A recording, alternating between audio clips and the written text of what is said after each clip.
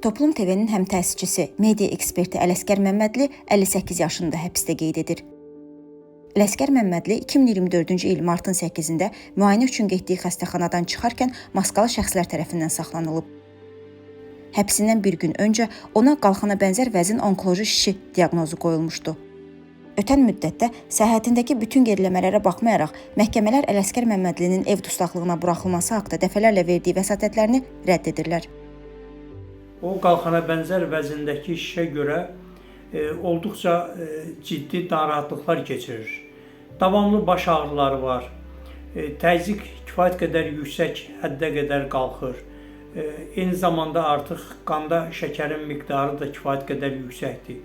Bütün bu xəstəlikləri məhz o həbsxanada qazanıb. Toplum TV işi üzrə həbs olunmuş digərləri kimi Ələsgər Məmmədliyə qarşı da qaçaqmalçılıq, vergidən yayınma, qanunsuz sahibkarlıq və başqa ittihamlar irəli sürülüb.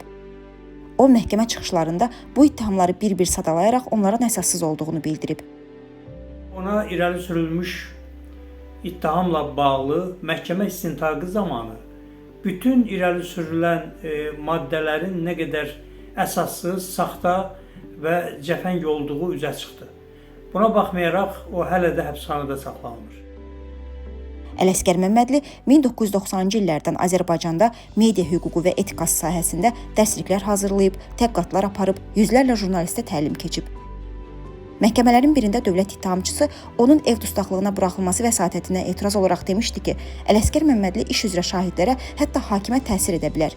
O isə cavabında bildirmişdi ki, onun ictimai nüfuzu belə şey etməyinə yol verə bilməz. Media sahəsindəki bir çox həmkarı Ələsgər Məmmədlini Azərbaycanda media hüququ üzrə ən savadlı və peşəkar biri hesab edir və onun yerinin həbsxana deyil, azadlıq olduğunu deyirlər. Jurnalistikaya yeni gələndə də, ondan sonraki illərdə də media etikası və yaxud da media hüququ ilə bağlı hər hansı bir tərəddüdüm olanda Ələsgər Məmmədli bir zəng qədər yaxın olubdur və heç vaxt məsləhətlərini əsirgəməyib. O mənə heç vaxt dərs deməsə də mən onu həmişə özümə bir müəllim bilmişəm. Bugün müstəqil medianın məhv edildiyi bir ölkədə, jurnalistikanın cinayətkarlıqla bərabər tutulduğu bir ölkədə, ölkədə fəaliyyət göstərən mediaların əksəriyyətinin icazəli və yaxud da nəzarətli vasitə hesab olunduğu bir ölkədə əlbəttə ki, bizim Ələsgər müəllimə ehtiyacımız var. Ələsgər müəllimi mən 2005-2006-cı illərdə tanımışam. Nə zaman ki, o Türkiyədə ali təhsildən qayıdıb, Azərbaycanda media hüququ sahəsində ciddi addımlar atmağa başlamışlar. Media hüququ institutunun çox ciddi səyləri nəticəsində Azərbaycanda vətəndaşların sorğulama haqqı tanındı və hökumət vətəndaş sorğusunun cavablandırılması ilə bağlı qanun qəbul elədi. Bu məcburi oldu və ondan sonra Azərbaycanda eyni zamanda Avropa İnsan Haqları Məhkəməsinə də vətəndaş sorğusunun, jurnalist sorğusunun cavablandırılması ilə bağlı işlər ayaq açdı.